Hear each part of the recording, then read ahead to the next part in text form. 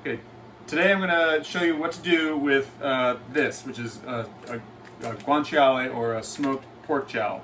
It's cured like bacon, so we're going to cook it like bacon. But the first thing you have to do is take the skin off. It has the skin layer here, and then there's the fat layer and the meat there. We want to preserve everything we can, but take that skin off. So get a nice sharp chef's knife and just start at the corner and just nice and easy. You want to grab that corner, pull it, and as you pull it, you can cut it.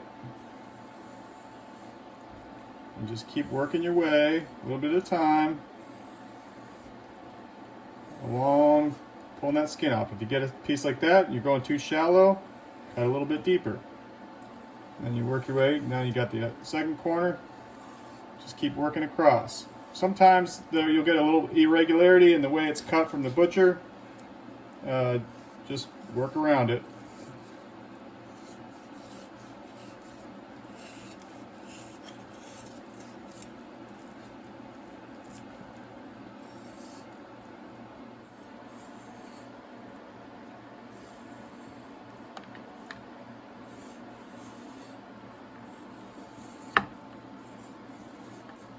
Alright, so after we get the skin off, and you're going to want to save that skin, it's got a really good flavor. You can use it in soups or baked beans or anything you want a nice smoky, bacony flavor.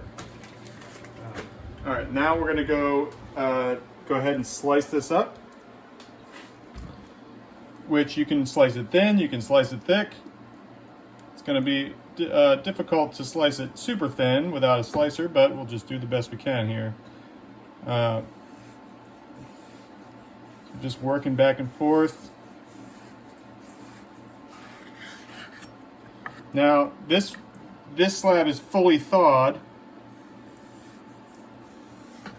It actually slices a little bit easier if you leave it partially frozen. So if you pull it out and let it thaw until it's just soft enough to get the knife through it. It's still a little bit firm to make it a little bit easier, but this works well too. It really helps if you have a steel to sharpen up the edge of your knife a little bit with a steel before you do this. Put a little tooth on it. Yeah. Nice thing about starting with a slab of jowl or a slab of bacon is that you can slice it thick, you can slice it thin, you can make cubes.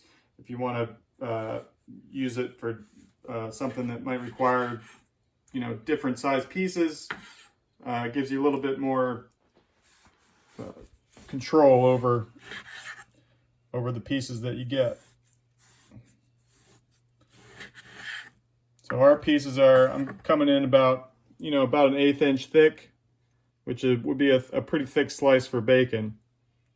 And you see it has a different texture than bacon does, and the flavor will be a little bit different too, but you can treat it pretty much the same way. Once you get it sliced up, you can just go ahead and put it straight in the pan. You want to get your pan heated up, medium hot, and just lay them in there just like you would bacon, flat on the bottom of the pan. You don't want to cook it too fast. You won't get an even crispy texture that way. Once the edges start to curl a little bit like that, you can go ahead and flip it over. Get a little bit of browning on there. That's good. Okay, these are ready to go. See, we're not seeing too much of that white color anymore. Pretty much everything is a little bit darker. So they're ready to pull out. You can do them a little more if you want them extra crispy. You can do them less if you like them chewy. It's all personal preference. And then you want to put them on. You can use a cooling rack on a sheet tray like this, or if you want to use a paper towel on a plate, that works too. Something to let that excess grease drip off of there. All right, and we're ready for the next round.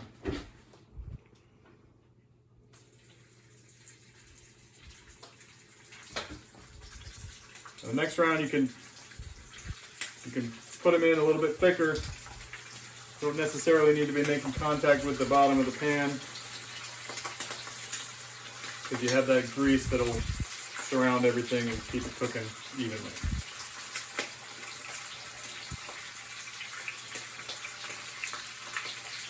So once all your jowls are done, and you have a pan with a good layer of grease there, don't throw it away.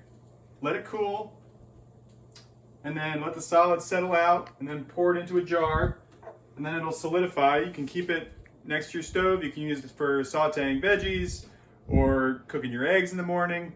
It's going to add a nice smoky flavor to whatever you use it for.